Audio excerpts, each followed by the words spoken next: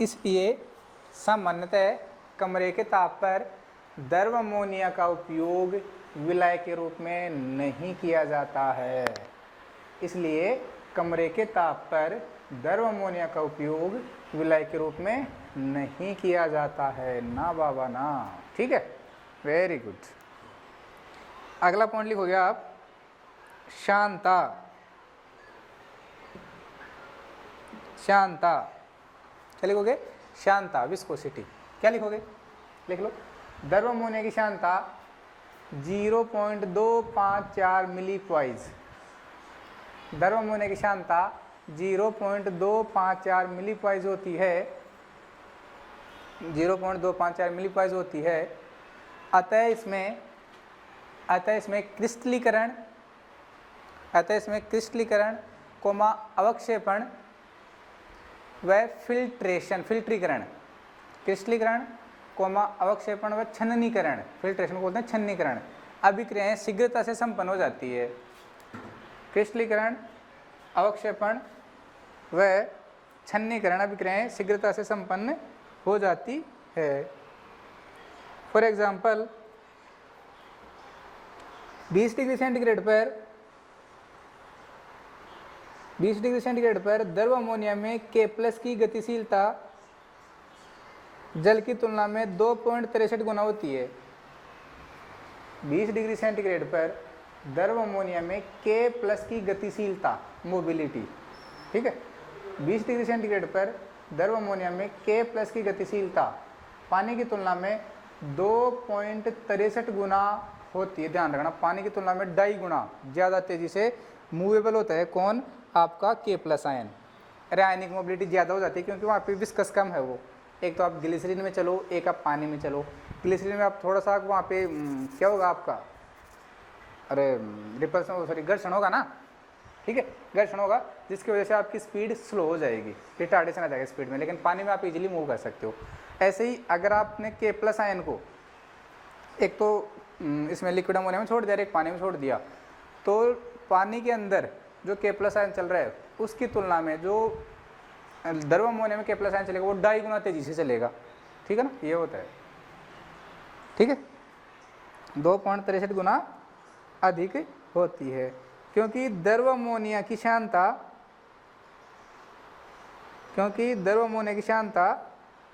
जल की तुलना में बहुत कम होती है। क्योंकि द्रव अमोनिया की शांता जल की तुलना में बहुत कम होती है। जल की तो 1 मिली पॉइज होती है, तो देखो 1/4 है, 0.25 है, ठीक है, वेरी गुड। अगला पॉइंट लिखो, प्रोटॉन बंधुता।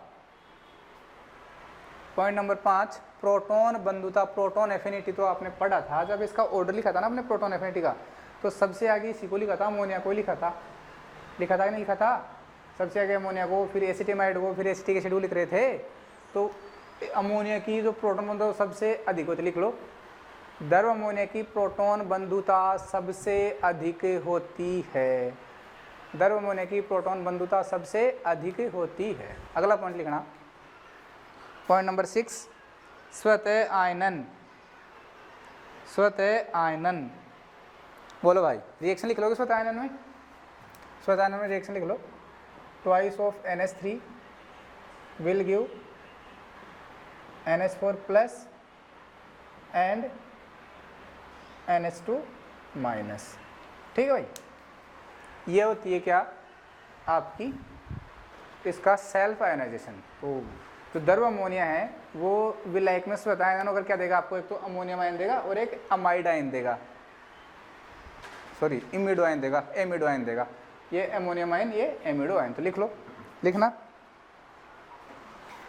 लिखना इस बात को, द्रव अमोनिया स्वतः आयनित होकर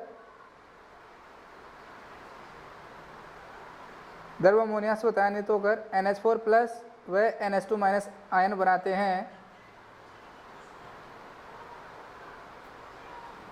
NH4+ व NH2- आयन बनाते हैं। नेक्स्ट लाइन लिखना, माइनस का 50 डिग्री सेंटीग्रेड ताप पर इसका आयनिक गुणनफल, माइनस का 50 डिग्री सेंटीग्रेड ताप पर इसका आयनिक गुणनफल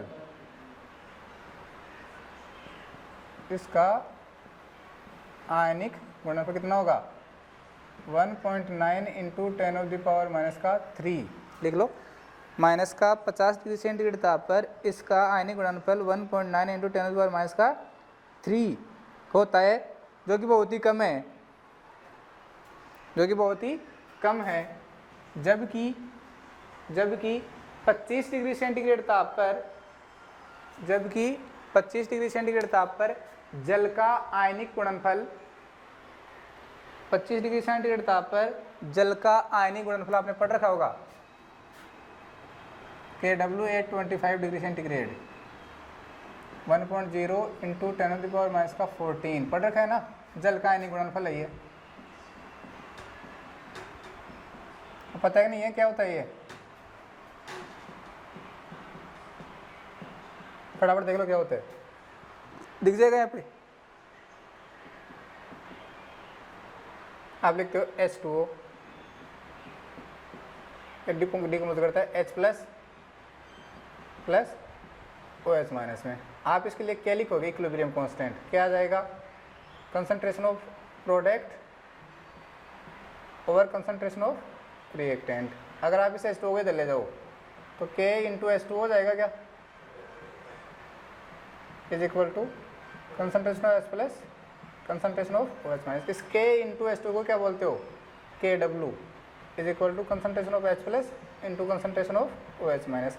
कंसंट्रेशन ऑफ H प्लस की वैल्यू होती है 10⁻⁷ और ऐसे ही कंसंट्रेशन ऑफ OH माइनस की वैल्यू कितनी होती है 10⁻⁷। तो दोनों को मल्टीप्लाई करोगे तो KW इज इक्वल टू कितना आ जाएगा 10⁻⁷ इंटू 10⁻⁷।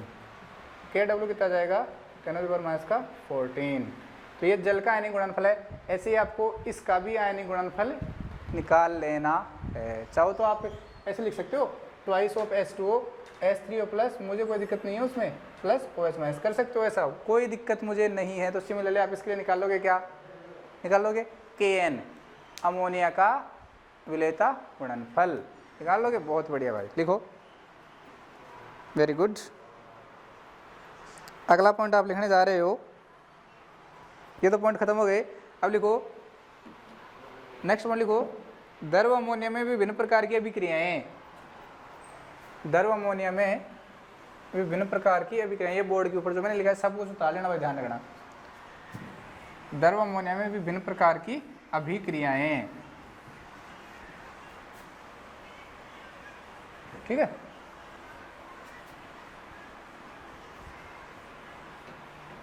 द्रव अमोनिया में विभिन्न प्रकार की अभिक्रियाएं, 2-3 अभिक्रियाएं पढ़नी है अपने को, तो अम्ल क्षार अभिक्रियाएं पढ़नी है, और अपने को पढ़नी है यहाँ पे अवक्षेपण अभिक्रियाएं पढ़नी है। तो हेडिंग डालोगे आप, द्रव अमोनिया में विभिन्न प्रकार की अभिक्रियाएं। देखो इजी है ना, अरे जलीय विलायक जो है बिल्कुल इजी है, तो पीछे पढ़ा है वही तो पढ़ रहे हैं अपन, ठीक है। हेडिंग लगाओगे,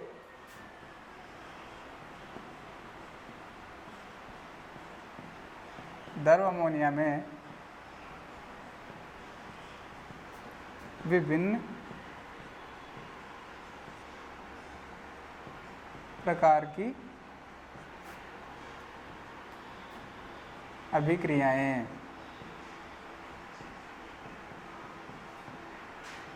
ठीक है भाई।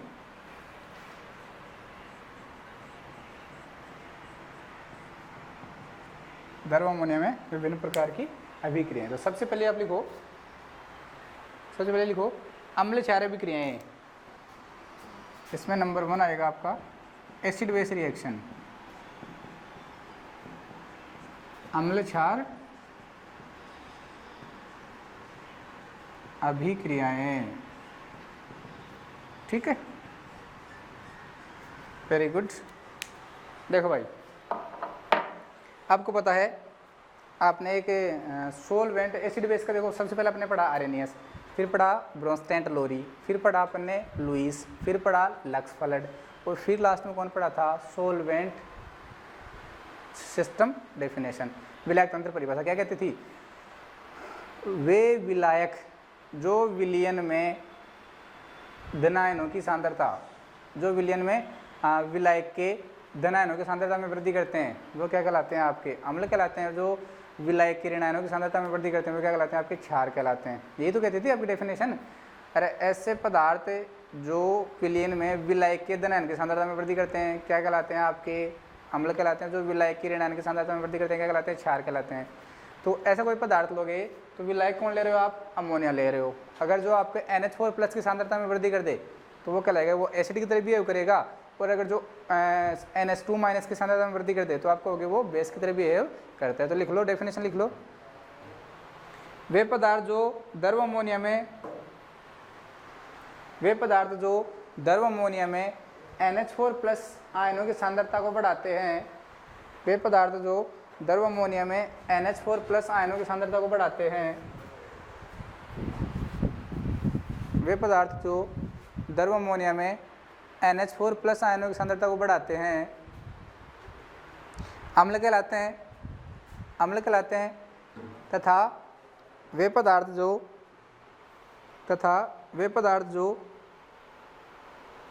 जो द्रव अमोनिया में NH2- आयनों की सांद्रता को बढ़ाते हैं क्षार कहलाते हैं।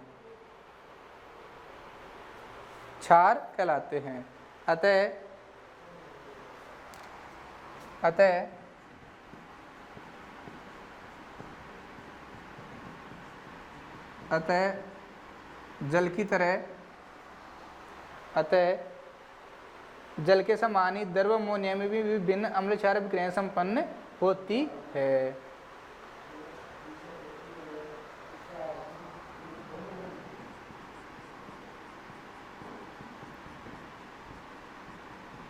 अतः जल के समान द्रव अमोनिया में भी विभिन्न प्रकार की विक्रियाएं संपन्न होती है। देखो भाई, ये रिएक्शन है NH4NH2 अमोनियम इमाइड और पोटेशियम एमाइड KNH2। रिएक्शन करोगे क्या होगा, बोलो क्या होगा, बोल दो क्या बनने वाला है। यहाँ से आपके पास बनने वाला है, एक तो बनने वाला है आपका NH4NO3 है ये, सॉरी अमोनियम नाइट्रेट। तो क्या बन जाएगा, तो KNO3 बन जाएगा। और ये क्या बन जाएगा आपका NH4NO2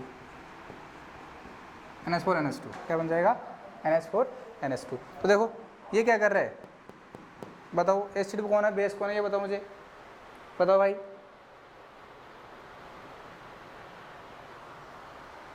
सॉरी यहाँ पे आपको मिल जाएगा ट्वाइस ऑफ NH3। तो आपका सॉल्वेंट है, ये आपका सॉल्ट है, ये एसिड है, ये कौन है, बेस है। ऐसे ही यहाँ पे भी आपको क्या मिल जाएगा, ये एसिड है, ये बेस है, क्या बन जाएगा, ट्वाइस ऑफ PbI2 प्लस का ट्वाइस ऑफ NH3। सॉल्वेंट मिल रहा है तो ऐसे कर लेना, ठीक है, वेरी गुड।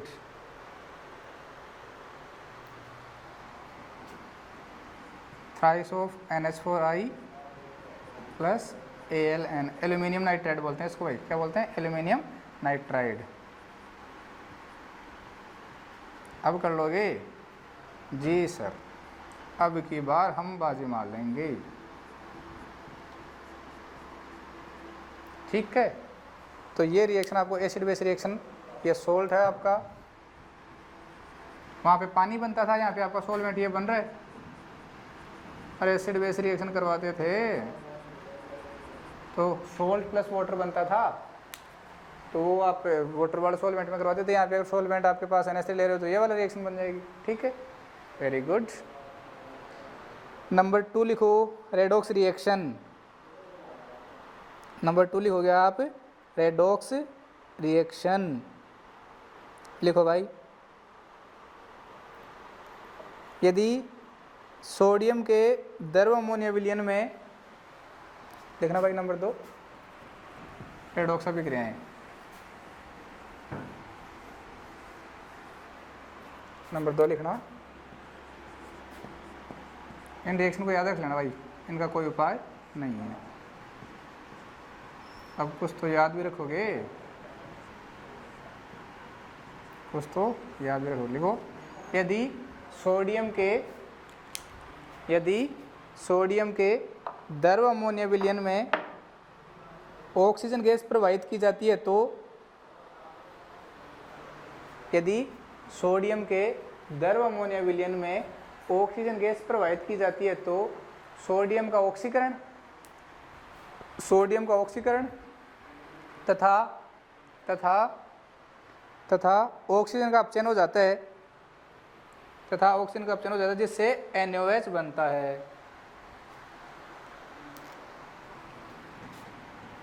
क्या बनता है? NaOH बनता है।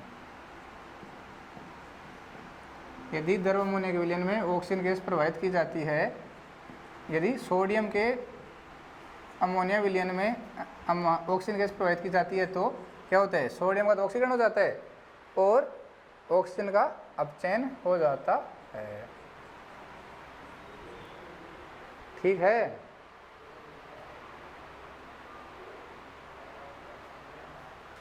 सॉरी, एक तो आपका बन जाएगा NaOH, एक क्या बनेगा यहाँ से, एक Na, एक O, एक H, एक NaNH2 बन जाएगा, सोडामाइड। क्या बन जाएगा? NaNH2। ठीक है, ये रिएक्शन आप लिख लो भाई। दूसरा लिख लो।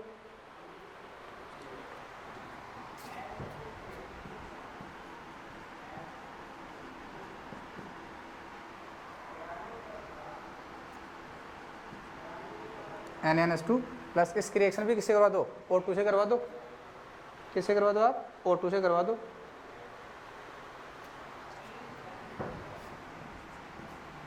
तो एक तो बनेगा NaNO2, एक बनेगा आपका अमोनिया। ठीक है भाई।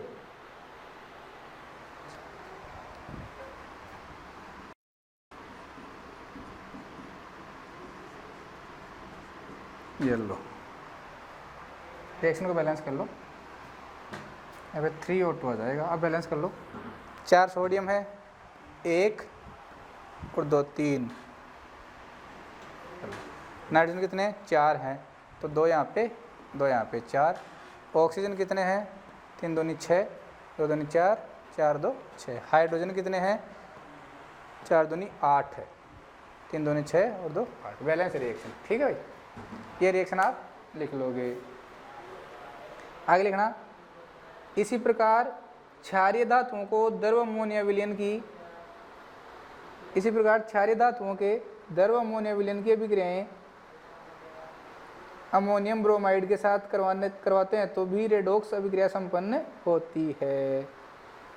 क्षार धातुओं के द्रव अमोनिया विलयन की अभिक्रिया अमोनियम ब्रोमाइड से करवाते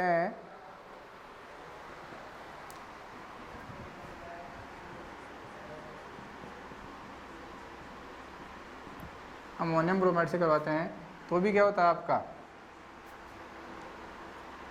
तो भी आपकी रेडॉक्स अभिक्रिया संपन्न होती है। एक तो बन जाएगा आपका ट्वाइस ऑफ NaBr। ठीक है, और क्या बनेगा आपका? ट्वाइस ऑफ H2 गैस बाहर होगी यहाँ पे, एक यहाँ पे एक हाइड्रोजन गैस बाहर होगी। और देखो 8 है, 2 NH3 बाहर हो जाएंगे।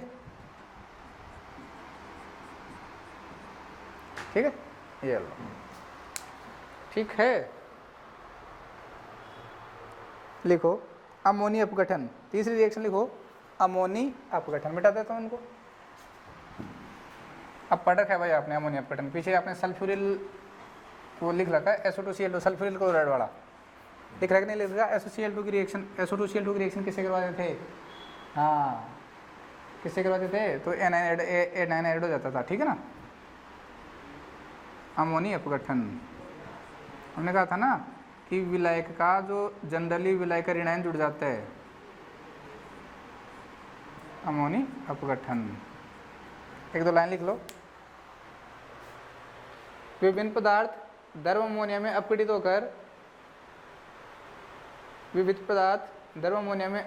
होकर एमाइड व्युत्पन्न बनाते हैं। विभिन्न पदार्थ गर्म अमोनिया में अपघटित होकर एमाइड व्युत्पन्न बनाते हैं।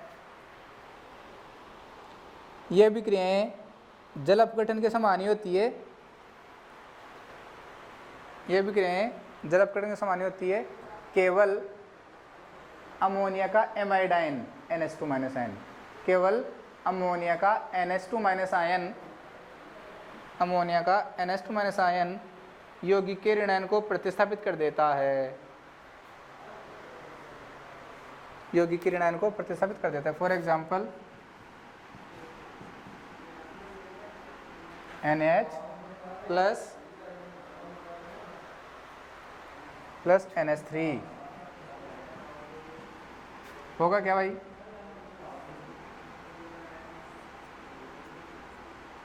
क्या होगा? ये Na+ है, ये H- है, हाइड्राइड होते हैं, तो इसका जो एनायन होता है ना, उसको इसका एनायन यहाँ से निकाल देगा NH2-, तो क्या बन जाएगा NaNH2 प्लस H2 गैस यहाँ से लिबरेट हो जाएगी। सिमिलरली दूसरा एग्जांपल भी लिख सकते हो आप, बस यौगिक के एनायन को हटाना है और उसकी जगह NH2- ऐड करना है।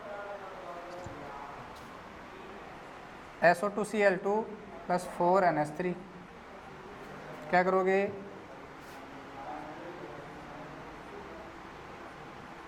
SO2 NH2 का twice plus twice of NH4 plus twice of Cl-। ठीक है, एक पढ़ी रखी है, अपने पीछे रिएक्शन पढ़ रखी है, ध्यान रखना भाई, ठीक है ना। और देख लो BCl3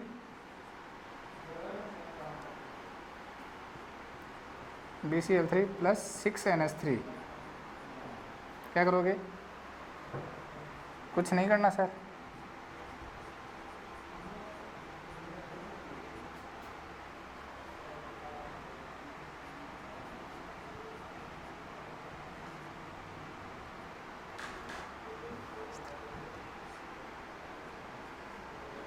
देखो देखें रिएक्शन बैलेंस है क्या, देखो देखें रिएक्शन बैलेंस है क्या, ठीक है, वेरी गुड। नंबर 4 अमोनीकरण। अमोनीकरण, अरे जैसे विलायक में पढ़ा था ना अपने सोल्वेशन, अगर विलायक जल होता था तो क्या कहते थे? जलयोजन, हाइड्रेशन। अगर विलायक अमोनिया था तो अमोनीकरण, अगर पानी वो एल्कोहल होता था तो एल्कोहलीकरण। तो अगर विलायक के अणु जुड़ जाते हैं विलेय के अणु के साथ, ठीक है, या विलायक के अणु द्वारा विलेय के अणु को गोलने की प्रक्रिया क्या कहलाती है? विलायकन कहलाती है। अमोनीकरण विलायकन की प्रक्रिया है, लिखना। वे विक्रियाएं जिनमें अकार्बनिक पदार्थ सीधे ही अमोनिया में घुल जाते हैं, वे विक्रियाएं जिनमें अकार्बनिक पदार्थ सीधे ही अमोनिया में घुल जाते हैं, वे विक्रियाएं जिनमें अकार्बनिक पदार्थ सीधे ही अमोनिया में घुल जाते हैं, अकार्बनिक पदार्थ सीधे ही अमोनिया में घुल जाते हैं, या अमोनिया अणु द्वारा पदार्थों को घेर लिया जाता है, या अमोनिया अणु द्वारा पदार्थों को घेर लिया जाता है, अमोनीकरण कहलाता है। क्या कहलाता है? अमोनीकरण कहलाता है। पढ़ रखा है अपने, सोल्वेशन वाला ही तो है, अमोनीकरण कहलाता है। नोट डाल के एक चीज़ लिख लो भाई, इस अभिक्रिया में NH3 का अपघटन नहीं होता है, इस अभिक्रिया में NH3 का अपघटन नहीं होता है। For example BF3 plus NH3 ये बन जाएगा आपके इस टाइप से, SO2 प्लस NH3। अमोनिया का कुछ नहीं होता, बस एज इट इज उसको चारों तरफ से घेर लेता है अमोनिया जाके, तो SO2 डॉट NH3, बस आगे डॉट लगा के NH3 और लिख देना आपको, और कुछ नहीं करना। फॉर एग्जाम्पल लिखना तो लिख सकते हो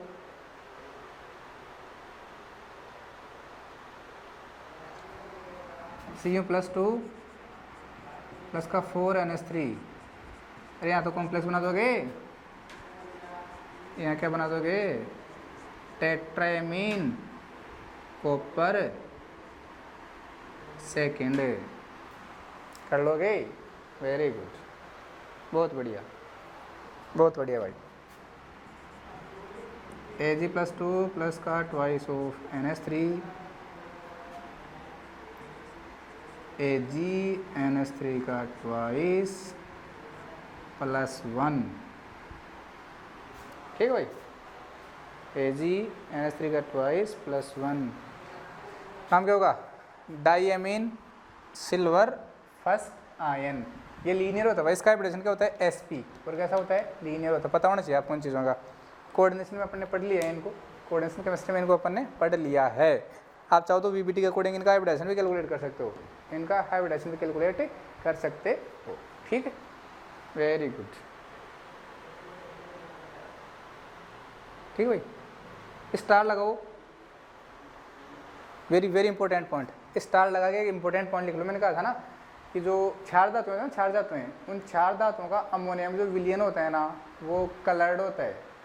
क्षार धातुओं का अमोनिया में विलयन क्या होता है? कलर्ड होता है, रंगीन होता है। ऐसा क्यों होता है? आपको पता है जो क्षार धातु होती है वो इजीली इलेक्ट्रॉन डोनेट कर देती है। क्षार धातु हैं, उनका काम ही क्या है? आसानी से एक इलेक्ट्रॉन डोनेट करना। जो फ्री इलेक्ट्रॉन है वो सोल्यूशन में घूमता रहेगा, उस फ्री इलेक्ट्रॉन के कारण कलर्ड शो होंगी। ठीक है, अब एक तो फ्री इलेक्ट्रॉन है, एक तो क्या है? फ्री इलेक्ट्रॉन है। पर आपको पता है जो अमोनिया है इसका सेल्फ आयनाइजेशन हो जाता है। अरे होता है कि नहीं होता? जैसे आपने क्षार धातुओं को अमोनिया के विलयन में घोला तो एक तो आपके मुक्त इलेक्ट्रॉन मिल गया, एक आयन मिल गया। तो जो सॉल्यूशन बनेगा ना, जैसे sodium in liquid ammonia, birch reduction पढ़ा आपने? सोडियम इन लिक्विड अमोनिया पढ़ा कि नहीं पढ़ा? बर्च रिडक्शन नहीं पढ़ा तो नाम सुन लो, सोडियम इन लिक्विड अमोनिया, उसको बोलते हैं बर्च रिडक्शन। ठीक है, तो वहाँ पे जो सोडियम Na+ है उसका एक इलेक्ट्रॉन है और अमोनिया का विलयन में घुले हुए हैं। अब उस विलयन में आयन भी है Na+ और इलेक्ट्रॉन भी है। तो उन दोनों के कारण जो विलयन होगा, द्रव अमोनिया का विलयन होगा ना, जिसमें एल्कली मेटल घुली होगी, सोडियम घुला होगा, वो आपका इलेक्ट्रॉनिक चालकता भी प्रदर्शित करेगा और आयनिक चालकता भी प्रदर्शित करेगा। आंशिक इलेक्ट्रॉनिक और आंशिक आयनिक चालकता को प्रदर्शित करेगा। ठीक है ना, तो वो चीज़ें आपको लिखनी है, स्टार लगा के लिखना है इस पॉइंट में आगे लिखना। इसी प्रकार क्षार धातुओं को द्रव अमोनिया में घोलने पर, इसी प्रकार क्षार धातुओं को एल्कली मेटल जो आपके फर्स्ट ग्रुप के होते हैं 1s वाले, इसी प्रकार क्षार धातुओं को द्रव अमोनिया में घोलने पर, इसी प्रकार क्षार धातुओं को द्रव अमोनिया में घोलने पर इनका अमोनीकरण हो जाता है, इनका अमोनीकरण हो जाता है तथा धातु आयन जैसे Na+, K+, तथा धातु आयन एवं इलेक्ट्रॉन, तथा धातु आयन एवं इलेक्ट्रॉन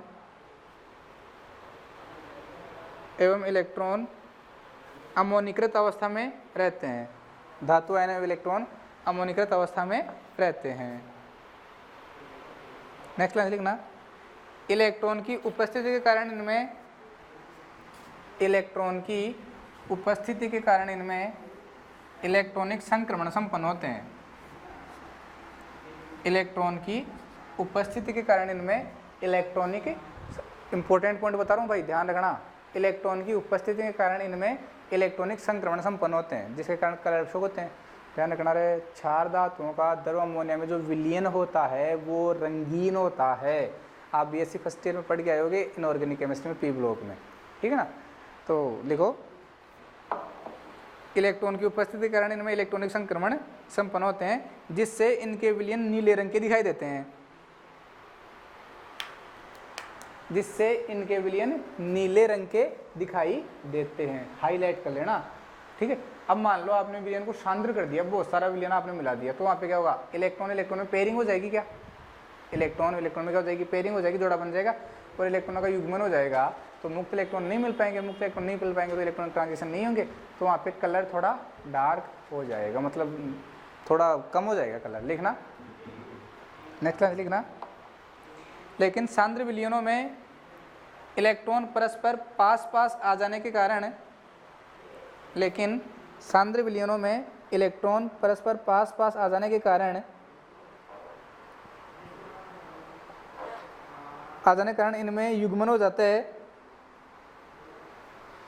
इनमें युग्मन हो जाता है, जिसके कारण ये कांसे के रंग के दिखाई देते हैं, जिसके कारण ये कांसे के रंग के दिखाई देते हैं।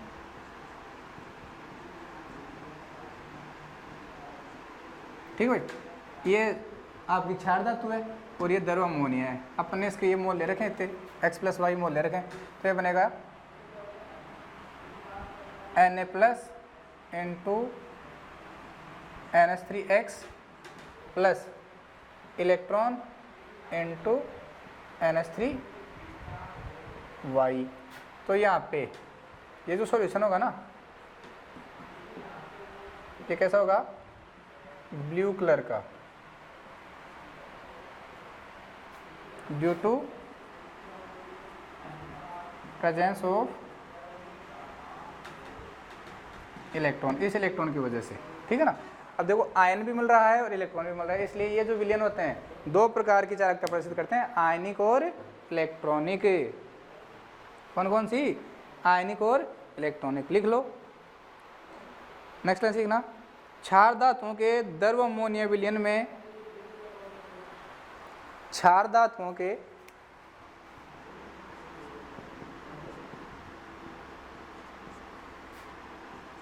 द्रव अमोनिया विलयन में आयन व इलेक्ट्रॉन, क्षार धातुओं के द्रव अमोनिया विलयन में आयन व इलेक्ट्रॉन दोनों उपस्थित रहते हैं। क्षार धातुओं के द्रव अमोनिया विलयन में आयन व इलेक्ट्रॉन दोनों उपस्थित रहते हैं, दोनों उपस्थित रहते हैं। अतः ऐसे विलयनों की चालकता, अतः ऐसे विलयनों की चालकता आंशिक आयनिक व आंशिक इलेक्ट्रॉनिक प्रकार की होती है, आंशिक आयनिक व आंशिक इलेक्ट्रॉनिक प्रकार की होती है। ठीक है भाई, वेरी गुड। अतः ये मिश्रित प्रकार की चालक होते हैं। कैसे होते हैं, अतः ये मिश्रित प्रकार के चालक होते हैं, लिख लेना। क्वेश्चन ऐसे आ सकता है, क्षार धातुओं का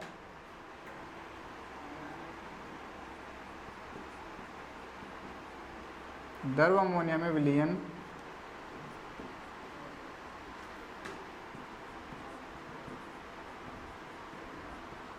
द्रव अमोनिया में विलयन मिश्रित चालकता प्रदर्शित करता है।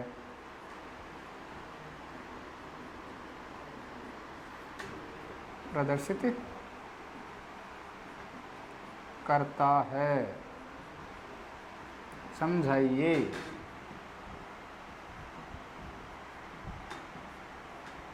तो अब ये रिएक्शन समझा देना। इसका जो आंसर है ये रहा, यहाँ पे के पास आयन आ रहा है और ये क्या आपका इलेक्ट्रॉन है। तो आयन के कारण कौन सी चालकता आएगी, आयनिक चालकता। इलेक्ट्रॉन के कारण कौन सी चालकता आएगी, इलेक्ट्रॉनिक चालकता। दोनों प्रकार की चालकता प्रदर्शित होती है, इसलिए इसको क्या कहोगे आप, मिश्रित चालकता इसको कह दोगे। ठीक है भाई। अगला लिखो अवक्षेपण अभिक्रियाएं। नंबर 5 का लिखोगे आप अवक्षेपण अभिक्रियाएं। अवक्षेपण अभिक्रियाएं, ठीक है। प्रेसिपिटेशन रिएक्शन, प्रेसिपिटेशन रिएक्शन लिख लो, फटाफट से लिख लो। वे अभिक्रियाएं जिनके दौरान विलेयता गुणनफल व आयनिक गुणनफल में परिवर्तन के कारण यौगिक अवक्षेपित हो जाते हैं। वे अभिक्रियाएं जिनके दौरान विलेयता गुणनफल व आयनिक गुणनफल में परिवर्तन के दौरान परिवर्तन से यौगिक अवक्षेपित हो जाते हैं। वे अभिक्रियाएं जिनके दौरान विलेयता गुणनफल व आयनिक गुणनफल में परिवर्तन के कारण यौगिक अवक्षेपित हो जाते हैं, अवक्षेपण अभिक्रियाएं कहलाती है।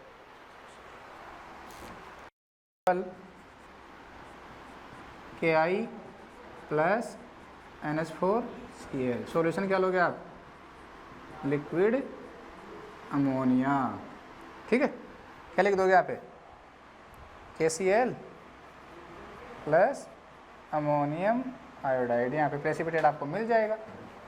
क्या मिल जाएगा, आप यहाँ पे प्रेसिपिटेट आपको मिल जाएगा, KCl का प्रेसिपिटेट मिल जाएगा।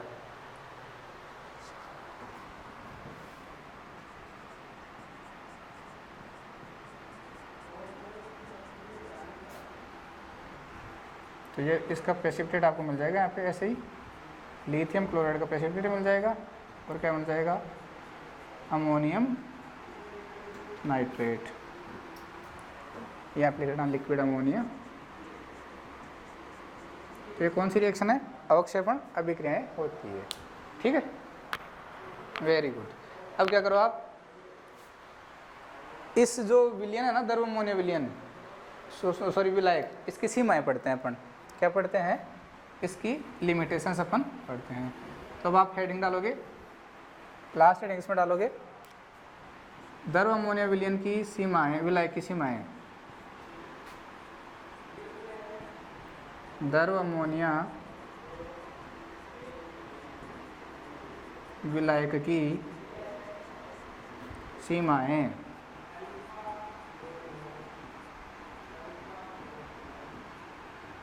लिमिटेशंस ऑफ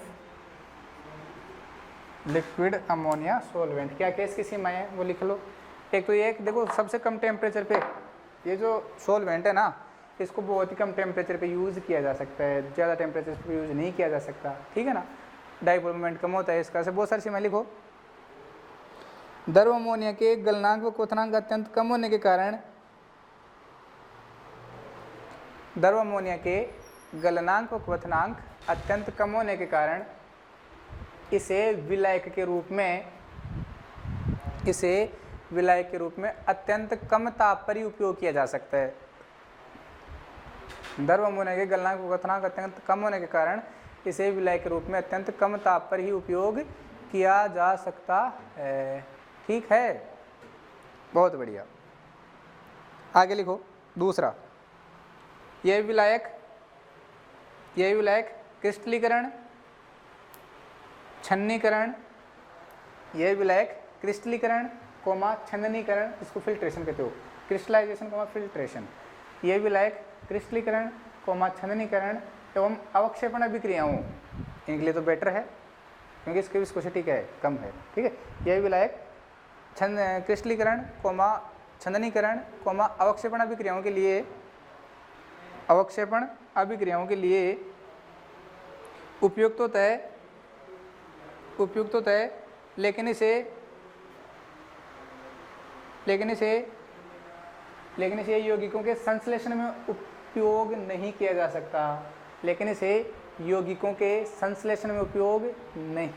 सकता। कौन कौन सी रिएक्शन इजीली हो जाती है यहाँ पे, फिल्ट्रेशन, क्या बताया था, एक छन्नीकरण बता दिया था, अवक्षेपण बता दिया था, क्रिस्टलीकरण, क्रिस्टलाइजेशन, फिल्ट्रेशन और प्रेसिपिटेशन रिएक्शन यहाँ पे इजीली हो जाती है, लेकिन सिंथे जो यौगिकों का संश्लेषण है वो आसानी से नहीं होता इनमें। ठीक है, अगला पॉइंट लिखो,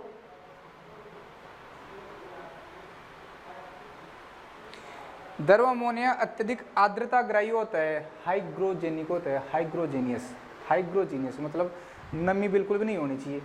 अगर वहाँ पे जहाँ भी नमी होगी ना तो वहाँ पे ये काम ही नहीं करेगा। द्रव अमोनिया विलयन अत्यंत आर्द्रताग्राही होता है। क्या होता है, आर्द्रताग्राही, हाइग्रोजेनिक। हाईलाइट कर लेना भाई इसको आप हाईलाइट कर लेना। द्रव अमोनिया विलयन अत्यंत आर्द्रताग्राही होता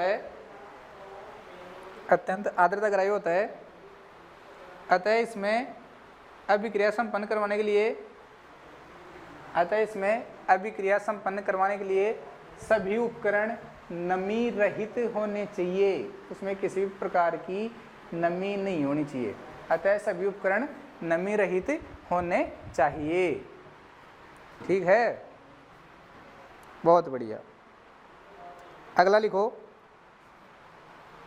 क्या, कुछ नहीं, खत्म हो गया आपका द्रव अमोनिया विलयन, खत्म हो गया है। दूसरा लिखने जा रहे हैं अपन। दूसरा कौन सा विलयन लिखने जा रहे हैं, सल्फर डाई ऑक्साइड, SO2। अरे बार, एक मिनट भाई, मैं दूसरा ये यूज कर लेता हूँ डस्टर।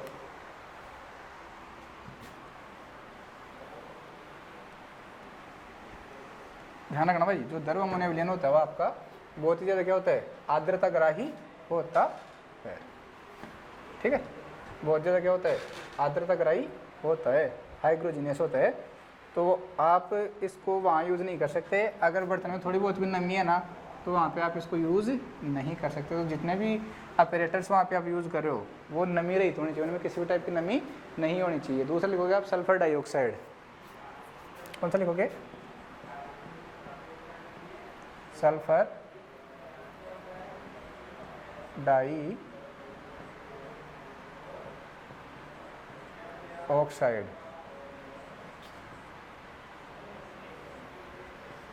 SO2, तो पहले इसकी कहानी सुन लो। तो SO2 होता है ना, यहाँ पे जो सल्फर होता है इसका हाइब्रिडेशन क्या होता है? sp2 होता है। क्या होता है? Hybridisation sp2। इसकी जो ज्योमेट्री होती है, ज्योमेट्री ध्यान रखना, मैं बता रहा हूँ क्या होती है, ट्राइगोनल प्लेनर। कहीं पे आपको ट्राइएंगुलर लिखा मिलेगा, कहीं ट्राइगोनल बोलते हैं, ठीक है। ट्राइगोनल प्लेनर होती है। लेकिन इसकी जो शेप होती है वो कैसी होती है आपकी? V shape. शेप कैसी होती है? पी शेप, ठीक है। ठीक है भाई। कैसा होता है? पोलर होता है। कैसा होता है? पोलर होता है। इसका जो डाइपोल मोमेंट होता है वो 0 नहीं होता है, ठीक है। यहाँ पे भी bond pair, sorry lone pair, bond pair repulsion present होता है, ठीक है। अरे खुद कैलकुलेट कर लो। वैलेंस शेल में 6 इलेक्ट्रॉन हैं, 6/2, 3 का मतलब sp2। तो इसकी जो एक्चुअल जो शेप होती है ना, इसकी शेप बना रहा हूँ मैं, शेप वो होती है जो ओरिजिनल नहीं होती। शेप अपन वैलेंस VSEPR थ्योरी के अकॉर्डिंग निकालते हैं, VSEPR valence shell electron pair repulsion theory. BSc first में पढ़ के आए हो, 11वीं क्लास में पढ़ के आए हो, ठीक है। तो इसकी जो शेप आएगी वो कैसे आएगी? इस टाइप की आती, ठीक है। डाइपोल मोमेंट की बात करते हो आप, यहाँ पे 120 बॉन्ड एंगल नहीं होगा। जो बॉन्ड एंगल होगा ना वो 120 डिग्री नहीं होगा। कितना होगा? Bond angle less than 120 degree due to repulsion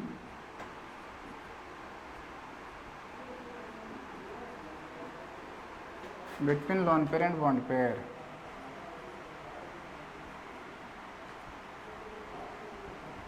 ठीक है, ये रहा। यहाँ पे क्या होने वाला है? रिपल्सन होने वाला है। तो जैसे ही रिपल्सन होंगे ये lone pair in bond pair को नीचे धक्का मारेंगे तो ये बॉन्ड थोड़ा अंदर की तरफ खिसकेंगे ऐसे, तो बॉन्ड एंगल अपने आप ही क्या हो जाएगा? डिक्रीज हो जाएगा। तो ये 120 डिग्री नहीं होता है, ठीक है। क्या होता है? लेस देन 120 डिग्री होता है। अगर आप इसकी पोलैरिटी की बात करते हो तो सल्फर और ऑक्सीजन में किसकी इलेक्ट्रॉनिक ज़्यादा है? ऑक्सीजन की। तो इस बॉन्ड की पोलैरिटी इस टाइप से आएगी, इधर जाएगी, इसकी पोलैरिटी इधर जाएगी, और इन दोनों का जो रिजल्टेंट है वो थोड़ा नीचे की तरफ जाएगा। ये क्या आपका रिजल्टेंट? सिमिलरली ये दो लोन पे इस टाइप से लगे होते हैं, ठीक है। एक मिनट भाई, एक लोन पे होगा भाई, लोन पे कितना होगा? एक ही होगा। Sorry sorry sorry sorry for mistake, sorry for mistake. तो इस लोन पेयर का ऊपर की तरफ जाएगा।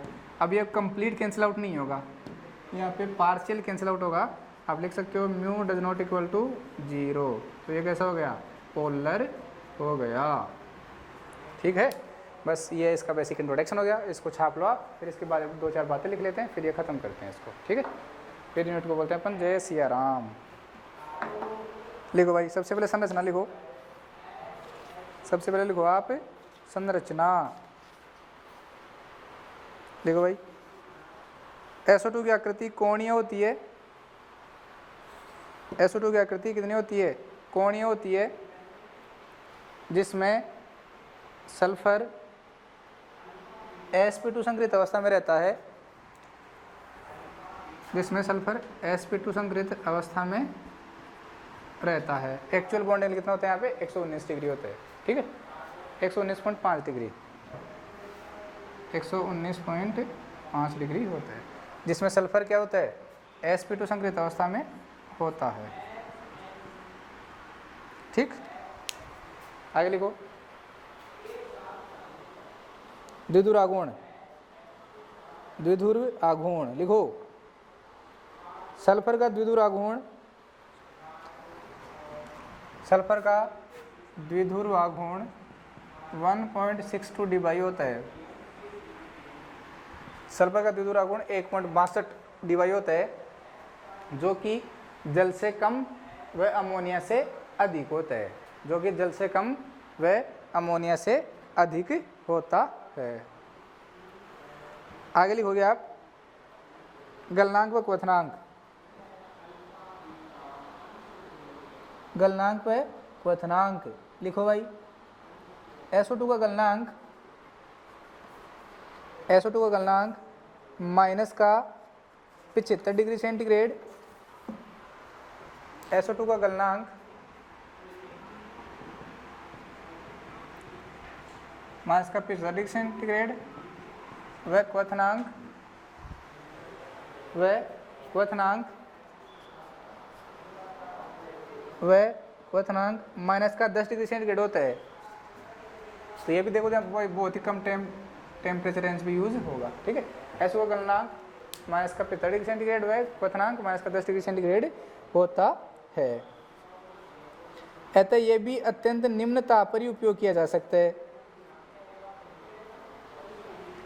अतः यह भी अत्यंत निम्न ताप पर उपयोग किया जा सकता है, लेकिन इसकी ताप परास अमोनिया से ज़्यादा होती है, लेकिन इसकी ताप परास अमोनिया से ज़्यादा होती है। अगला पॉइंट लिखोगे शांता, शांता लिखना। SO2 की शांता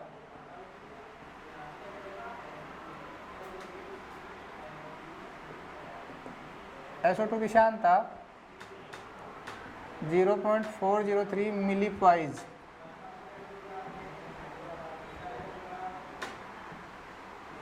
SO2 की शांता 0.403 मिलीपाज होती है। अतः इसमें भी क्रिस्टलीकरण पता है आपको अच्छे से, अतः इसमें भी क्रिस्टलीकरण, छंदनीकरण व अवक्षेपण अभिक्रियाएं आसानी से संपन्न हो जाती है।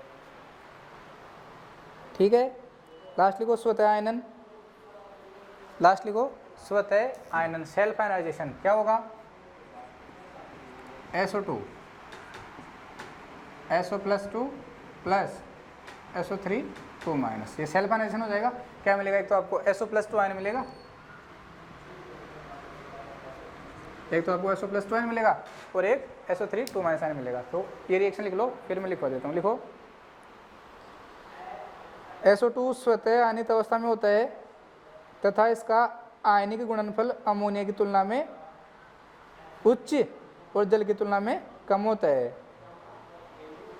इसका आयनिक गुणनफल अमोनिया की तुलना में उच्च व जल की तुलना में कम होता है। ठीक है, वेरी गुड, बहुत बढ़िया।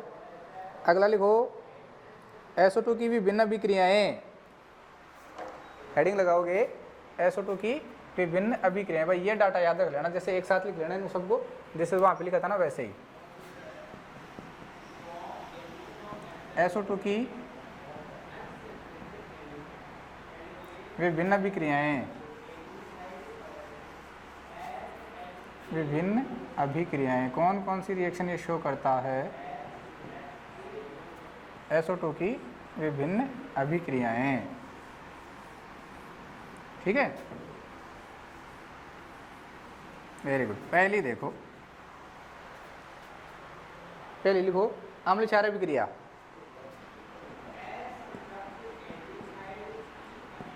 अम्ल क्षार अभिक्रिया, अब मेरे कहने की जरूरत थोड़ी है। विलायक तंत्र परिभाषा क्या कहती है? वे पदार्थ जो विलायक में उसके धन आयनों की सांद्रता में वृद्धि करते हैं अम्ल कहलाते हैं, और वे पदार्थ जो विलायक में उसके ऋण आयनों की सांद्रता में वृद्धि करते हैं क्या कहलाते हैं? क्षार कहलाते हैं। बस उस आधार पे अपने को डेफिनेशन लिखने, लिखो फटाफट से लिख दो। वे पदार्थ जो SO2 विलायक में, वे पदार्थ जो SO2 विलायक में SO+2 आयनों की सांद्रता में वृद्धि करते हैं, वे पदार्थ जो SO2 विलायक में SO+2 आयनों की सांद्रता में वृद्धि करते हैं अम्ल कहलाते हैं, अम्ल कहलाते हैं। तथा वे पदार्थ जो SO2 विलायक में SO3-2 आयनों की सांद्रता में वृद्धि करते हैं क्षार कहलाते हैं। तथा वे पदार्थ जो SO2 विलायक में SO3-2 आयनों की सांद्रता में वृद्धि करते हैं क्षार कहलाते हैं। नेक्स्ट लाइन देखना, जल व अमोनिया की तरह SO2 भी अम्ल क्षार अभिक्रियाएं संपन्न होती है। जल व अमोनिया की तरह SO2 में भी अम्ल क्षार अभिक्रियाएं संपन्न होती है।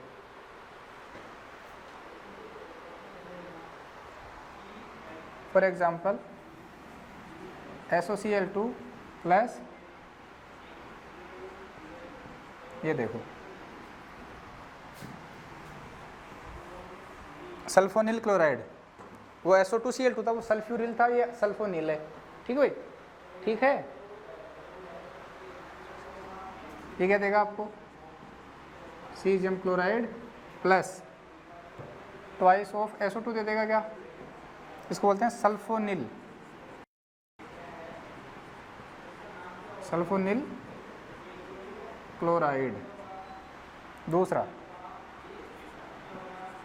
एग्जांपल देखो, एसिड बेस रिएक्शन का ध्यान रखना भाई।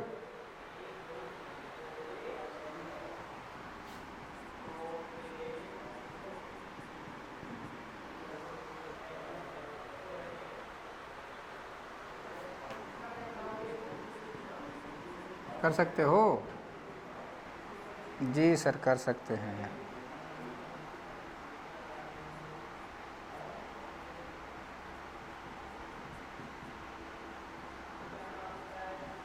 ठीक है, ये आपका एसिड हो जाएगा, बेस हो जाएगा, सोल्ट हो जाएगा, और लिख लेना acid plus base, salt plus solvent. ठीक है, वेरी गुड, बहुत बढ़िया। अगला लिखो विलायक अपघटन अभिक्रियाएं। कौन सी लिखोगे? विलायक अपघटन। अब तो कर लोगे क्या? अरे पता लग गया होगा विलायक अपघटन में क्या करोगे। सोलवोलाइसिस से विलायक का एनायन जोड़ देना, सब्सटेंस के एनायन को ऋणायन को हटा देना, और उसकी जगह विलायक का एनायन SO3-2 ऐड कर देना, चिपका देना वहाँ पे। लिख लो SO2 में भी विभिन्न हैलाइड व कार्ब धात्विक यौगिक, SO2 में भी विभिन्न हैलाइड व कार्ब धात्विक यौगिकों की विलायक अपघटनीय अभिक्रिया संपन्न होती है। विलायक अपघटनीय अभिक्रिया संपन्न होती है। सामान्यतः अभिक्रियाएं उच्च ताप पर संपन्न होती है।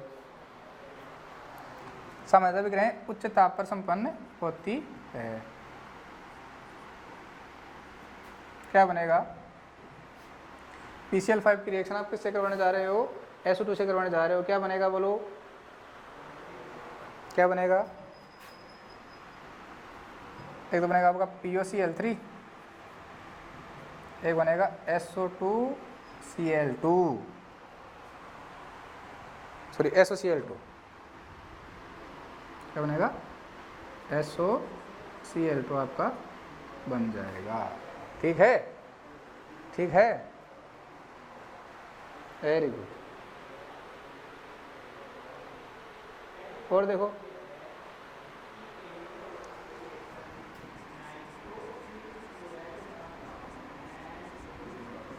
ये माइनस का 70 डिग्री सेंटीग्रेड रिएक्शन टेम्परेचर संपन्न होती है, ध्यान रखना। और इसका